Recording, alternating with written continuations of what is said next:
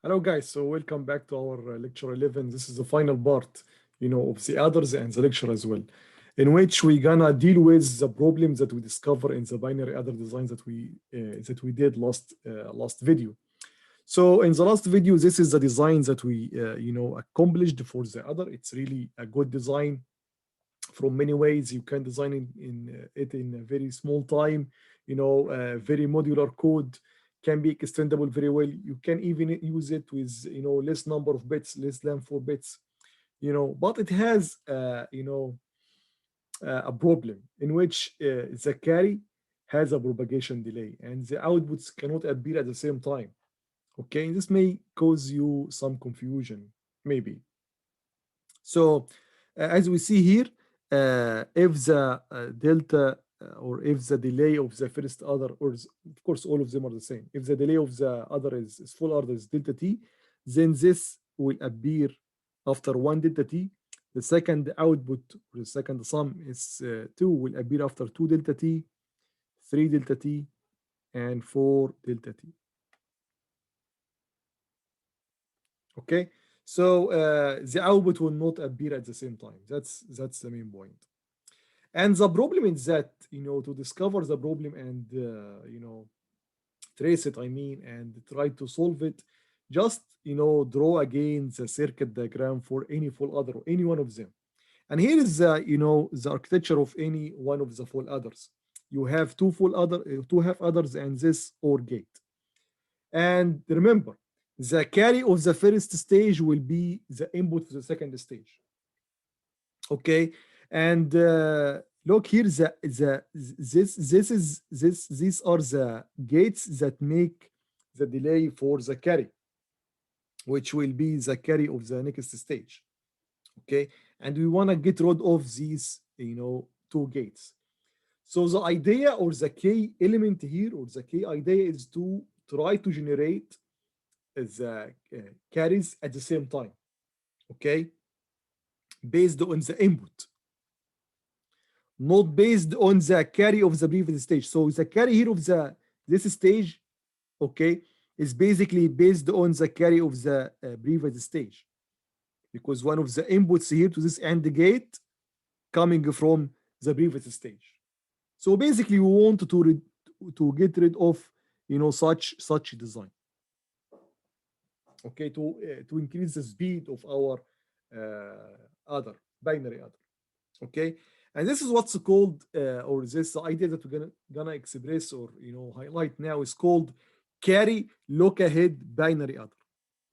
Okay, we are looking ahead by calculating all the carries at the same time based on the input AI and BI, not based on the previous carry of the previous stage. So we don't need to wait.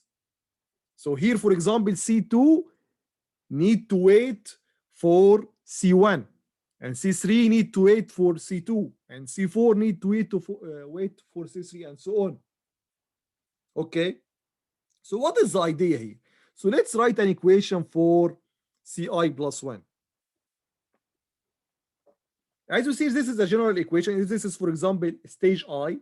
Okay, we're gonna name the output of the XOR BI and the output of this AND gate, which AND is the two bits together of A and B, GI. And this is the carry of the previous stage, stage I. Okay.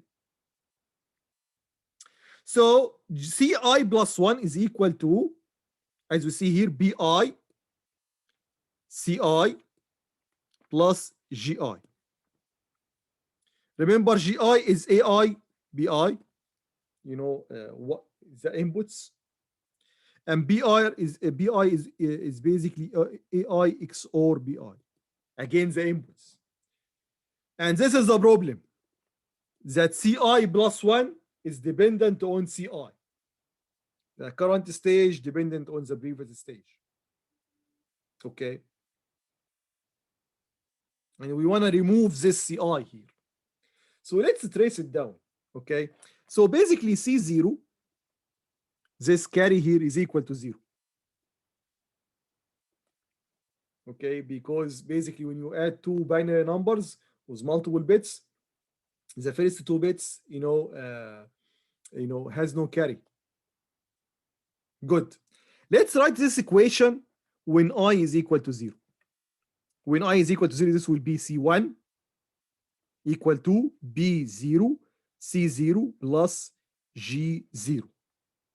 C0 is 0, so C1 equal to G0, which is basically A0 times B0, or A0 and B0. So now I equal to 1. When I equal to 1, this will be C1 plus 1, C2, then B1, C1 plus G1. What is C1? C1 is just G0. So C2 equal to B1, G0 plus G1. Now let's analyze this before we go forward.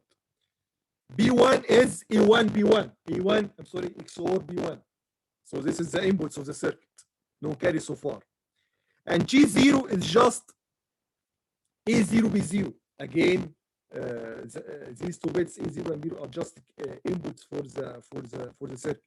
And G1 is A1, B1. So we now discovered also that C2 is a function of all the inputs, not the previous carry, or can be expressed as a function of the inputs, the current inputs of the circuit, the binary adder, and can be independent from the calculation of the previous carry. And we can continue with I equal to 2. So this will give us C3 equal to B2 C2 plus G2. What is C2? Here is C2. So this is B2. Then here B1 G0 plus G1. Then plus here G2. This is C3. We can make it more. B2 B1 G0 plus B2 G1 plus G2. And you can continue forward. Okay? And again, C3 here is independent of C2. B2 is A2 XOR B2. B1 is A1 XOR B1. G0 is A0 B0.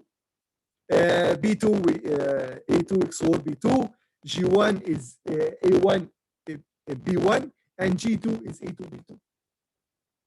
So basically, we can make a dedicated circuit like this one here, which can calculate the carries at the same time. Look here, it's 2 level. So the outputs here will appear at the same time. Then the output here will appear at the same time. All of them is 2 delay or 2 gate delay. 1 AND and 1 OR, and that's it. Not like the previous one. So we can use basically the inputs, or basically, the inputs or the output of the half adder. You can say in that way to generate all the carries. Then we can use these carries to calculate basically the sums. Okay, so let's because basically SI is equal to BI XOR CI. So the sum was also dependent on the previous carry. So basically here, for example, S1 is dependent, S2 is dependent on C1, and C2 was also dependent on C1.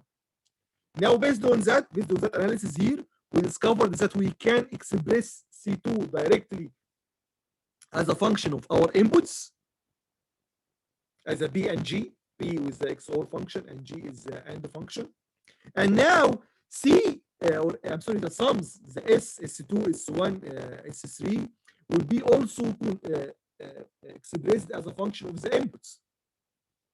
Or you can also say that they will be generated directly, because we generate now the carries directly, okay, without any weight, without any independency. So this circuit here is called the carry look ahead. Okay, and once you place it here between the first half adder and the sums, you can generate basically the carries, you know, at the same time. All of them.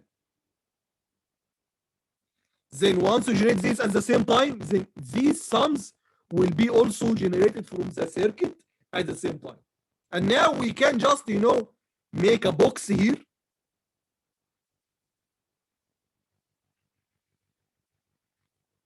And this will be our new binary adder.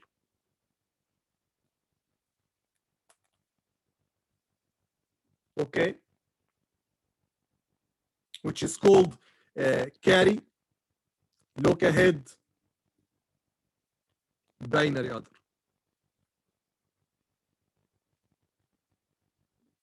And the idea is to try to get rid of, you know, such dependency here. And we could do it using this you know, type of analysis. This is basically called, this equation is called the recurrent equation. And such kind of recurrency is you know, was our key to make this independency between the carries. Okay, and just calculate all of them based on the inputs A and B, AI, BI. Okay, one good thing about this this circuit in VHDL again, remember this is a half adder. So once you have half adder, you can instantiate 4 of it. Okay, this is just XOR, very simple. And you can even, you know, create a design called look ahead generator and instantiate it in your, you know, final design instead of writing all, you know, such a hassle here. Okay, so that's basically guys, the look ahead. One final note about it is that it looks like it's more complex, and that's right. The carry look ahead, you know, is more complex in the design than the normal binary adder. But this complexity in design was the cost that we pay to get faster design. A design that doesn't have this, you know, propagation delay, which is basically linearly increasing with, you know, the number of bits of the input numbers, input binary numbers. Okay, so that's basically, you know, a compromise, a trade-off. Sometimes you have a very fast approach to design, but the result would be not optimum in something. Here it was the in optimum in case of in terms of delay, but for hardware it was good and cheap. Okay, then we added more hardware, which is basically this this circuit here, so that we can have, you know, faster design. Thank you very much, guys, for watching this video, and see you in the next lecture. Bye-bye.